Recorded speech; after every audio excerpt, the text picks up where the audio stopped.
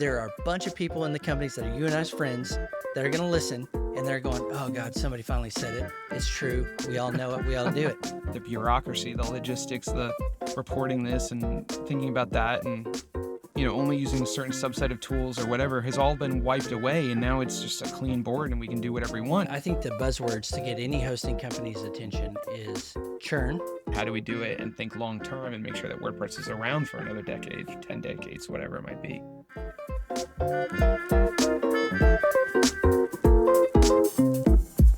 Welcome to Impressive Hosting, a podcast about the role hosting plays in shaping the open web. I'm your host, Jesse Friedman. On this show, we go deeper than uptime and dashboards. We talk about hosting as infrastructure, about ownership, independence, and what it takes to build ethical, high-end WordPress hosting that actually serves creators, businesses, and the internet itself. Before we dive in, head to impressive.host. That's where you can comment on episodes, ask follow-up questions, and help shape future conversations. You'll also find links to follow, like, and subscribe wherever you listen. On this episode, we're doing round 2 with Cory Miller, the chief evangelist of hosting.com. We had such a great conversation in the first episode, but we ran out of time, so we're continuing again. Cory, we talked about a lot. We talked about hosting's company's responsibilities to the WordPress user, to the WordPress community. We talked about agencies and end customers who, and then the opportunity for hosting companies to align their success with theirs. We talked about support. We talked about a whole bunch of stuff. One thing we didn't get into, which I think is worth noting here, is that Cory and I had our relationship's gone back a long time. We have been, chatting offline, online for years. We've run into each other at conferences. And this one time you and I were sitting down to breakfast at a hotel. I think it was CloudFest US. Could be wrong though, because we've seen each other, I don't know, all over the country, all over the world. And we got to talking about the exact thing that we just left off on in the last episode, this idea that hosting companies have a responsibility to that first WordPress experience. And you quoted me in a really nice way, which is that, your word, I'm not even going to say it the way that you said it now, but that, if you churn a WordPress user or a customer, you might be churning a WordPress community member. And so that was a conversation that you and I were having. And then we said, oh, wait a minute, like this, we need to be talking about this more. We need to be expressing this in a way that hosting companies can actually be listening to us and hearing us. And so we had this idea to actually kick off a podcast, and it kind of came out naturally. And at the time you were working for Post Status or running Post Status. And so we planned on doing it through there. And then you had a fork in the road and a path to choose, and you ended up heading off to, was it A2 Hosting at the time, but now it's been rebranded as hosting.com. And I think just something that's really worth mentioning here, and it's kind of like a beautiful representation of your spirit towards the community, is that like you knew that maybe it wasn't the right time for you to do this podcast together, but you didn't want to hold anything back. You didn't want to anchor me down. You didn't want to make me wait. You said, just go do it. And so we did, and we ended up bringing it under the Automatic house. And it's been a really nice, season and a half. We've done really well. I think we're actually getting the message out to hosting. But I feel like it's important for everybody to know that I feel like you were one of the first people to like really encourage me to do something with this. And I think as a result, it's been quite impactful. So I want to say thank you publicly. I appreciate it. You're so welcome. But when you said that churn a hosting customer, churn a WordPress user, it rang my bell. And all of this comes from a deep gratitude from WordPress, the community, and the people I've met over the years to have a ridiculous life because of it. So that's my stewardship, paying it forward. But, this conversation needs to exist in the community for the hosting companies, because there's a lot of different things that play into that. And it's so essential for WordPress now and into the future that we got to be thinking long-term. And the way I want to bring up here is, as WordPress has matured and grown, it started out grassroots, and we talk about community so much, and I think that needs to stay. And the industry, like we need to professionalize things. We need to do things, and we have over the years. It continues to grow that way. What I worry about now is we're tipping into the industry. The industry has more weight, and it becomes about money exclusively. Now, don't get me wrong. We got to have profit. Businesses have to have profit. Somehow our agencies, Automatic, my company, all the people in and around WordPress need to make money. That's oxygen. Yeah, we got to keep the lights on. But I think we're losing this part where it's only and always been about people. The growth of it, the future of it will always be about people. And I worry about that balance tipping a little bit, and back to why this podcast needs to exist. Because at the root for me, it's saying, let's keep this incredible thing that we call WordPress, but underneath it is all these things it means to us. We got to keep it going. Because honestly, you and I know you have kids. We've talked about this. I want this around for my children, the next generation and on. The spirit of it, whatever the code evolves to be, whatever the use, but the spirit of human-centered endeavors is the real gift of WordPress. Yeah, absolutely. I think you're absolutely right. And I think when we talk about the hosting company's responsibility back to WordPress, one of the things we touched on in the last episode was this idea that um, they need to be able to provide a better experience for those customers who don't really know how to get started with things. I think WordPress core, the community-driven software, is really great in solving problems for people who are a little bit more familiar with it. But when you are showing it to somebody who has no experience at all, has basic web browser experience, and the fact that the rest of the web is getting super, like the guardrails are going up and they're getting narrower and narrower and narrower, right? Like publishing to Instagram is unbelievably easy. That's where they put a lot of their effort into it, is to make it as simple and easy as possible to get started and to launch your first bit of content. And you can replicate that across all these other social media platforms, excluding maybe Facebook, which I don't know, doesn't seem to have changed much in 20 years. But um, I think that it falls to the host to try and layer an experience on top of core WordPress to solve for their market needs. WordPress has always maintained this 80-20 rule, right? Where the tools that exist in WordPress should work for 80% of the customer base. And I think that we see this in particular in the WordPress community when, WordPress or even Matt suggests building things that are meant to solve the super novice problems. We get a lot of pushback because developers and agencies and folks who use WordPress every day to make a life for themselves, a business, want WordPress to be as vanilla as possible. They want to layer in their own functionality and they don't want to be forced down a certain path. But at the same time, customers who don't know how to use these things or aren't technically proficient are expecting a far more white glove type experience where everything it just makes sense for them. And I think hosting companies in particular don't take advantage of the fact that a curated list of features and configurations that short circuit the amount of time it takes to get something live is actually a market differentiation for them, that they can stand apart from other hosting companies. I still think, and I'm gonna say this for a long time, because I still think there's definitely a huge market for hosting companies to take advantage of the hosting market, where they're actually selling hosting and they're talking about infrastructure and they're talking about uptime and things like that. But when you talk to a local merchant, a mom and pop, a small business owner, and they're looking at Shopify as an example, Shopify doesn't sell hosting.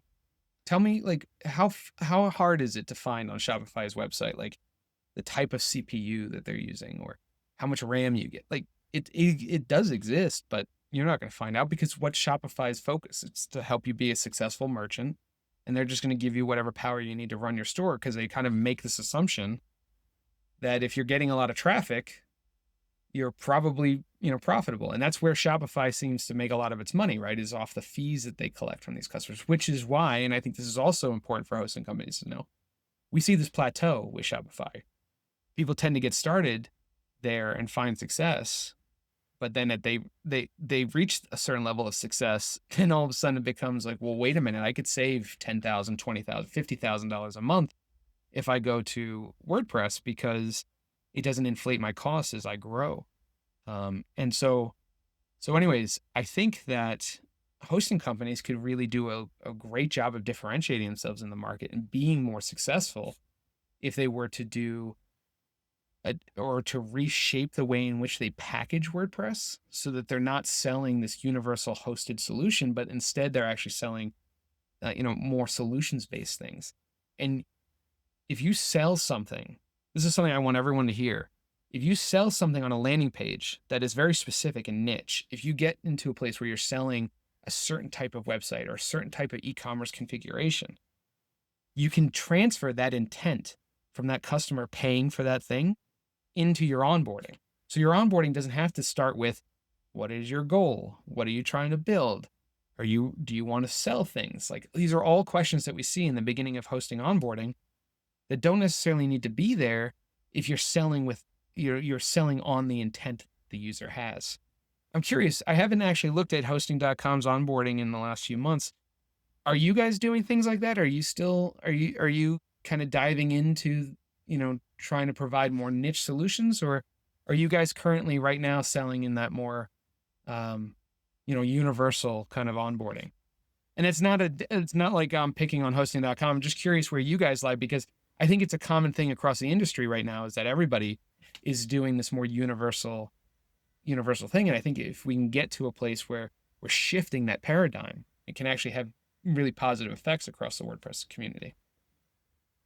Can I answer this question and kind of reverse it in a second? So I think the buzzwords to get any hosting company's attention is churn, Yeah. churn, churn, churn. How do everybody gets everybody's attention? Customer acquisition, CAC, whatever, new customers. That's the second way, however you define that.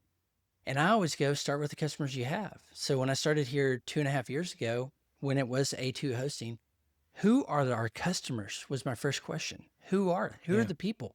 Not trying to put my template on it, just going naturally, organically. Who are the people that naturally buy from us? That's a great way to Right. start, because you know it better than I do. Like, getting a customer is the hardest part of business. Getting Yeah. multiple customers is, and keep going so you stay profitable, all that kind of thing. So I always start with the customer. Who are they? And I would say, generally speaking, my observations being in the community, being in the industry for a long time, is you got two types of customers. You got people that come in and do it themselves, but they major in something that is not web design. They're doing something else, sales, retail shop, whatever it is. That's your Shopify and all that, right? Someone wants to sell their goods and services, but they don't have a master's degree in web design. That's your do-it-yourselfers, who I call owners. Then you have builders. And that's what we've been talking about: agency owners, freelancers, all the way up to the enterprise agencies like 10up and Web Dev Studios and all those, crowd favorite, that build for big companies. But they're building something for a client that says, I don't major in this. I want you to do it for me.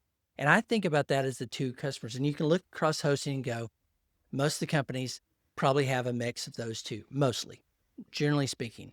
Now, there are some that specialize, but I say, okay, who are our customers first? And what are they trying to do? Now, do they fit in these two buckets?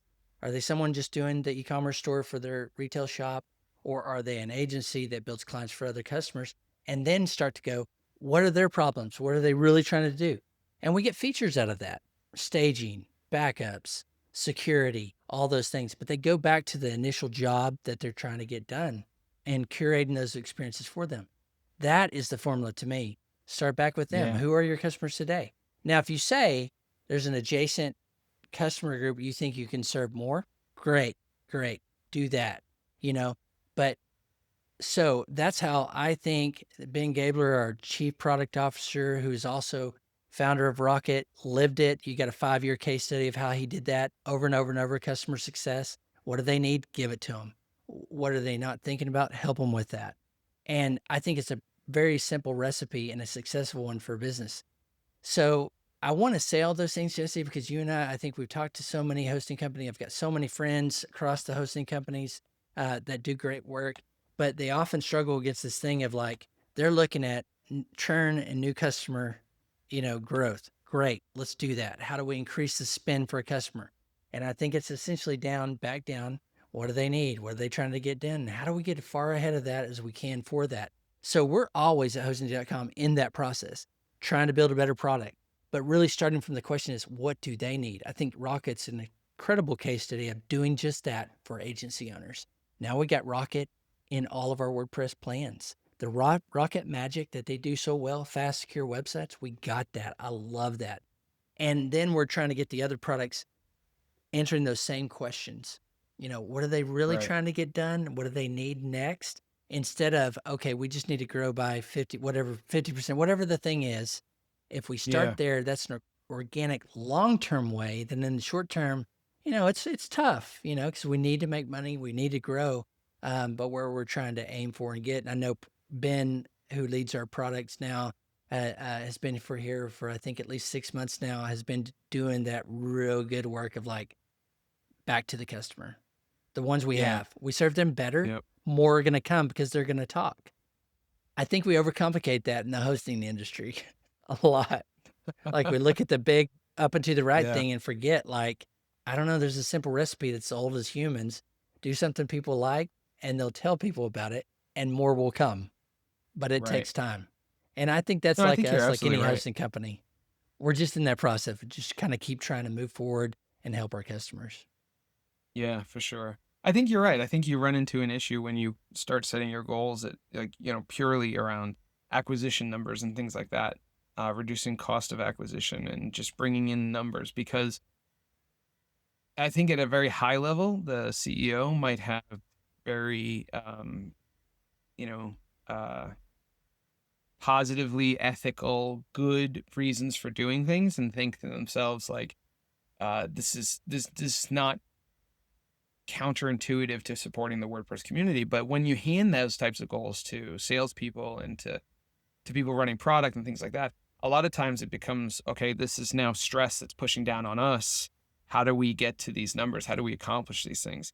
And so sometimes it becomes, okay, we need to reach these goals, but we don't necessarily need to think about how do we do it and also support the community? How do we do it and think long term and make sure that WordPress is around for another decade, 10 decades, whatever it might be.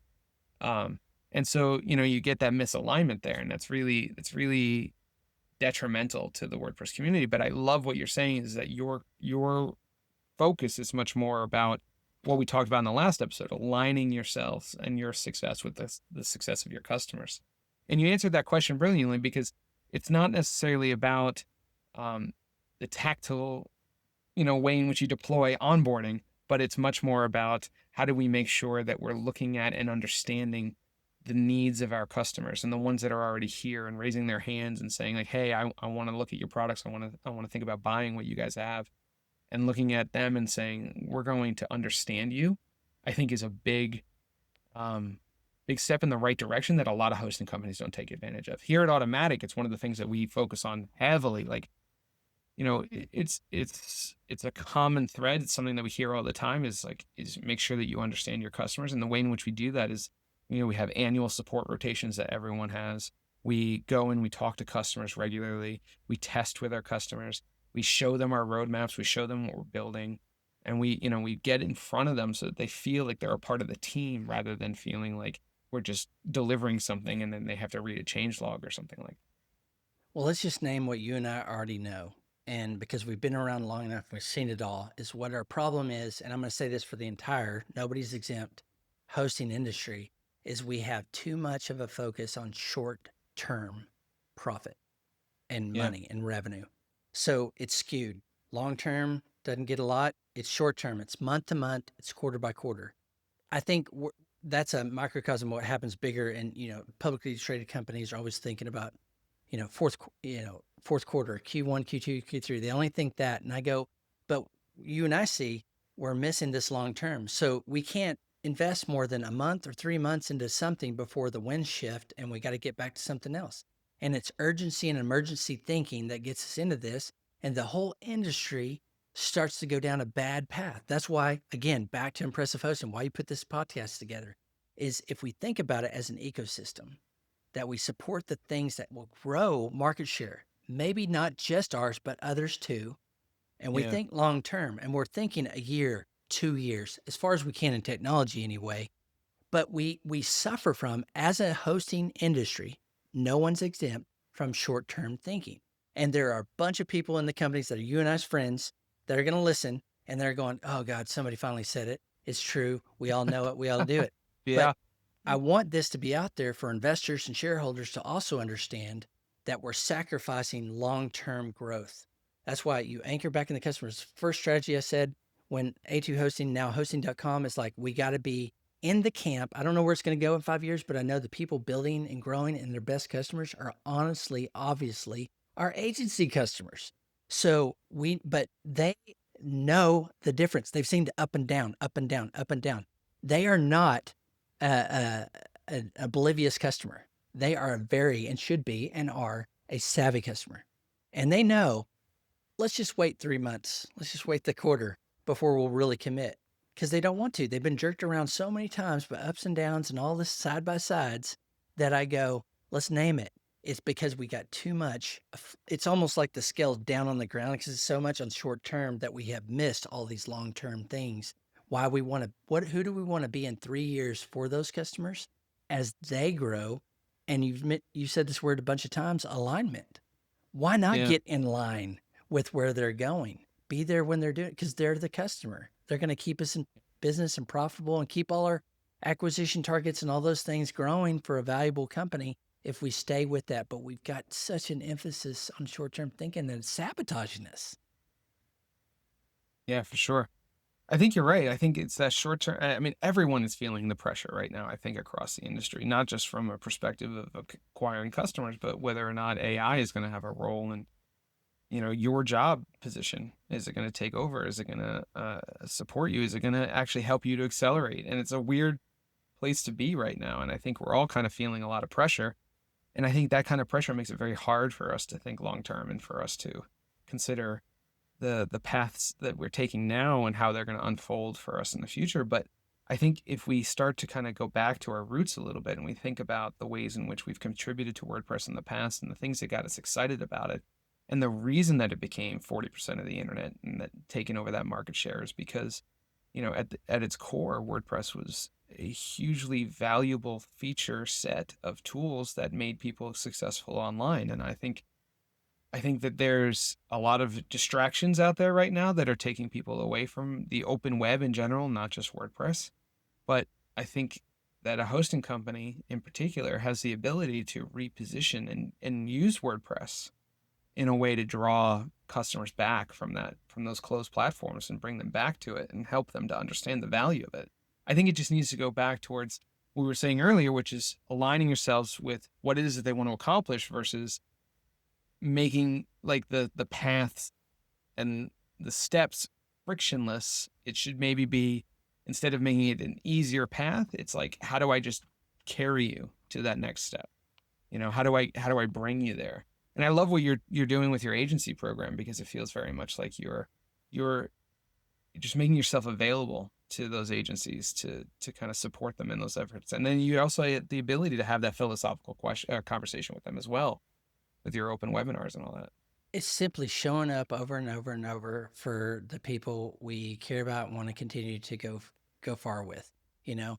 But the thing I wanted to mention is the other thing. So we had kind of an earthquake thing that happened a couple of years ago.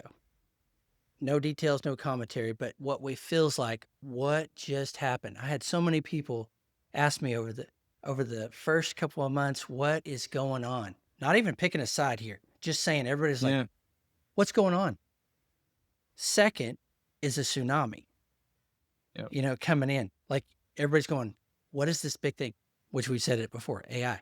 But just using Yeah. those two, and we don't have to go into commentary about the two because there's enough out Yeah, there. sure. But two major events that shook us and scared us. And I think we're all in this place right now going, I don't know what's going to happen. That's where I talk to agency owners. I don't know what's going to happen. Now, I think there's confidence in WordPress as a software platform being there, continuing to be there. That didn't shake. Ultimately, when Yeah. everything settled, he goes, no, it's still going to be here and it's good. But then we got this tsunami coming with AI and we go, I don't, and the base of that is, regardless of what anybody feels about these two things, is change is happening. It's here. We Yeah. got to accept it. It's happening. And what I'm curious about your commentary about it is just that state of going, I've had 20 good years of just seeing this thing just grow and snowball and build and build and build. And these are the first times in my history with it to go, everybody, I think, at the same place going, let's just stay here for a second. We're frozen because we don't know what's going to happen next. And that is where I think we need to center the conversation on. At press conference a couple weeks ago, It started. I know people are Yeah. talking, but I think we need to put it out in the open to say, we got to start at least talking about it. I don't know what's going to happen. We don't know what's going to happen with AI. It keeps exponentially growing every time there's a new update, more and more and more. But it's coming, right? And so we got Right. to have that conversation. Why we try to have the conversation with our agency owners, if you really base down what you really do for your clients is they don't understand some of the technology and you're the expert. Let's put WordPress aside or hosting aside for a second. AI is a technology platform. So they need to know what is this thing. And we're at the early phase of that. Like I got into WordPress where it was just kind of starting. That's an opportunity we need to frame for our agency owners, for people that are in and around WordPress. It's like, what is the opportunity? It's scary, but I'm curious your thoughts about all that. We don't have to get into the AI and all the legal stuff. That's for somebody else to do. But that we're sitting there going, change is happening. How do we continue to evolve with it? Is the Yeah, question I I think want to that put back to you. yeah, no, I mean, it's a great question. I think one of the things, I mean, you're right. It feels like a tsunami in the sense that it's this giant wave that's coming at us, and it's a situation where you need to align yourselves with, I keep bringing up that word align. You need to position yourself to either ride the wave or get hit by it, right? And I think that's so true of AI is that if you're not figuring out a way to allow AI to operate as a superpower mechanism for you in your job, it's going to be the thing that's going to kill you, crush you. I don't want to say kill. It's going to be the thing that's it's going to have a major impact on your future. And I think that, it's unfortunate that we're seeing large tech companies who have tens of thousands of employees making the decision to lay people off, and they're pointing at AI as the reason they're able to do that. I think it's a lot more nuanced than that personally. I think it's a lot harder to just simply say that AI exists and now all these people's jobs have been wiped out. These are companies who are able to pivot based on what they see coming in the future years and years in advance. And so, certain aspects of their user experience or products they roll out may take a hit now, as they evolve with AI. But I think what they're actually doing is saying to themselves, like, even if AI is not ready today to do this, to replace people, it might in 5 years. And so we can go ahead and get ahead of that. And we can go ahead and shape our numbers and our corporate structure to represent that we're moving in that direction, which is what our shareholders always want to hear. And then the humans, the people, tend to take a back seat to the needs of the growth opportunity that exists there. I think when we look at the way in which AI is shaping WordPress, um, and the agencies who are working on it and the hosting companies who are building on it and all this other stuff, it's a lot harder to get your hands around it all right now because, when WordPress first came out, or even just like 5 years ago, right? We would have the community come together around a release and we'd all build something and contribute code and test it. And then boom, we'd have a release and we could all sit back for a moment, sip our coffee or have a shot of whiskey or whatever, right? And like take a moment and say to ourselves, like, we did it. We released something. It exists now. Let's marvel at it. Let's look at it. Let's actually start using it. And then, okay, then in a couple of weeks, we'll start working on the next release and we'll start thinking about, what's coming. And that's not how it operates anymore. With AI, it's like I went on a sabbatical last year from the month of, I think it was August, September, October. It was like part of August through part of November. It was 3 months where I took advantage of this benefit that Automatic offers, where you get to kind of unplug and do whatever it is that makes you happy. I actually personally chose to unplug from the entire technical world and kind of ground myself a little bit more. I did a lot of camping, I did a lot of fishing, I did a lot of reading and a lot of writing, and I felt like it was back in the early 2000s in my house. My daughter bought me a DVD player. I have an iPod now. Actually, this is funny. It's a WP Cloud swag item is an old iPod so that you can take your music with you and feel a bit less, connected to every single thing. But anyways, in that effort, right, to take that 3 months off from a technological standpoint, when I returned, it felt like I took 5 years off. It felt like so much had happened, so much had passed by that it took me a decent amount of time to catch up. And I was like, you know what? I'm not even going to bother catching up. I'm not going to try and get my head around all the things that have changed and evolved. I'm just going to just skip to the future and just be like, okay, this is where I am now. Let me catch up to everything. And I think AI is making it so that we can move so quickly that we're ending up, one of the things that's happening is that we're all moving very, very fast. But the question I have is, are we moving fast on a path together, or are we kind of running in place? And what I mean by that is that it feels very much like, okay, AI has done this amazing job of enabling us to build things, and we can now go out and do things that we weren't able to do before. We talked in the first episode about how all of a sudden I feel like the engineer I always wanted to be with AI, because now I can do so much more than I was ever able to do in the past.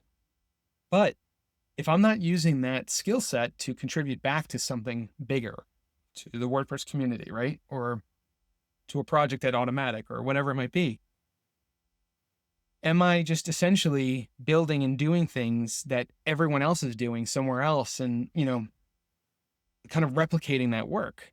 And then what happens to that work? Does it get used? Does it actually get implemented? Am I building it just for me? Am I building it for the community?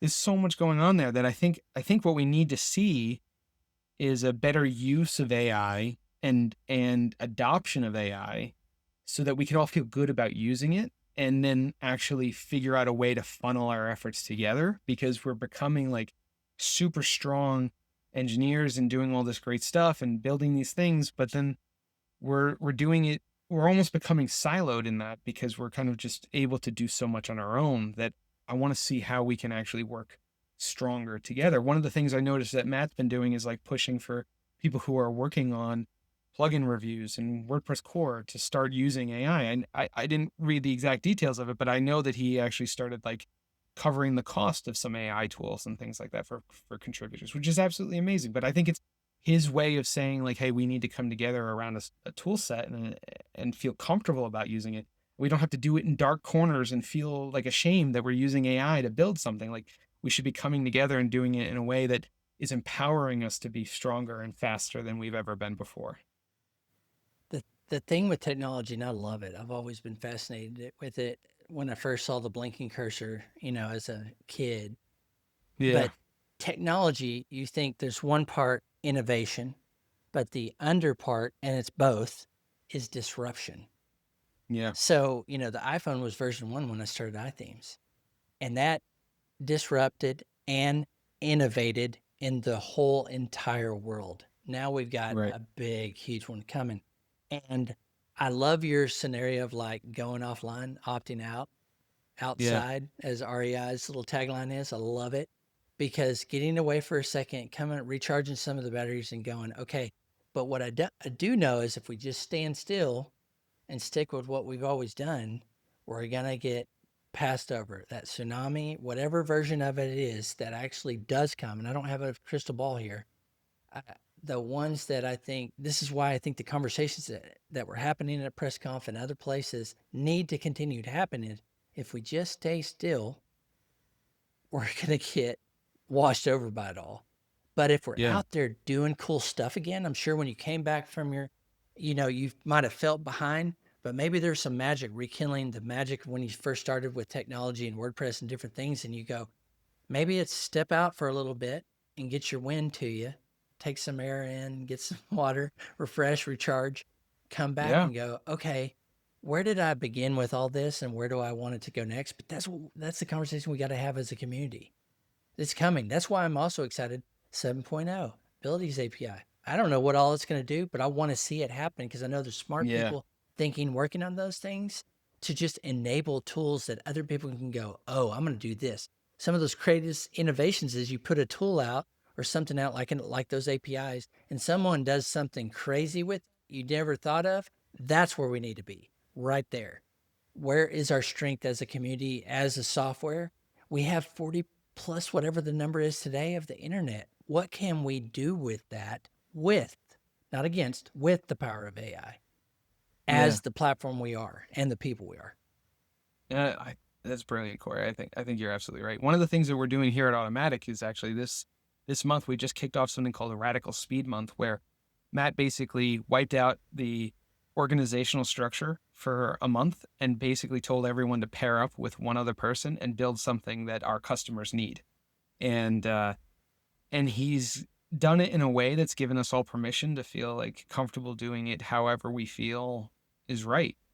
Obviously, we want to maintain our ethical integrity and do all the things that we've always done and operate in public and do it in open source. But at the same time, like the bureaucracy, the logistics, the reporting this and thinking about that and, only using a certain subset of tools or whatever has all been wiped away. And now it's just a clean board and we can do whatever we want. And I was actually just saying how much I feel like it's like 10 years ago where I was running a startup and I could build basically whatever I felt like the customers needed at that moment to address their concerns. And it's been just a few days of this Radical Speed Month, but I already feel like this energy that I haven't had in quite a while.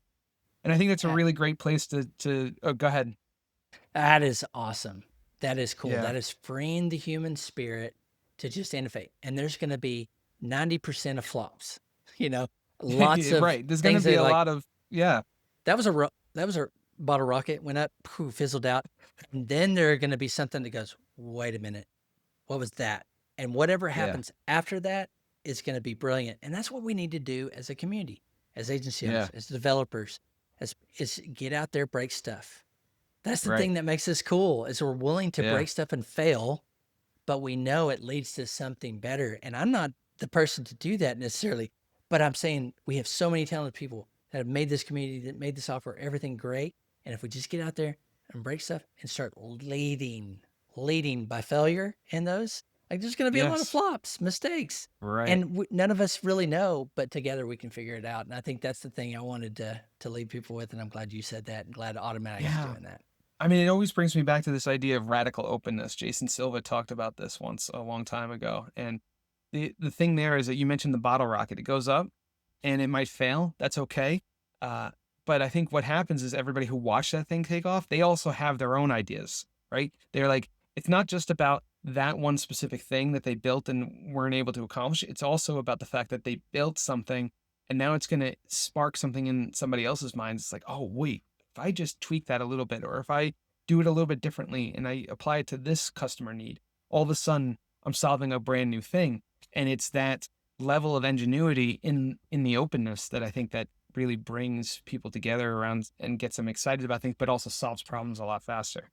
All right. Well, we are already over 30 minutes again, and John's telling us we got to wrap it up. So, Cory, listen, I feel like we could do a third episode and a fourth episode together. I would love to have you back on real soon. Let's try to get that going. And thank you so much for joining. It was really great talking to you.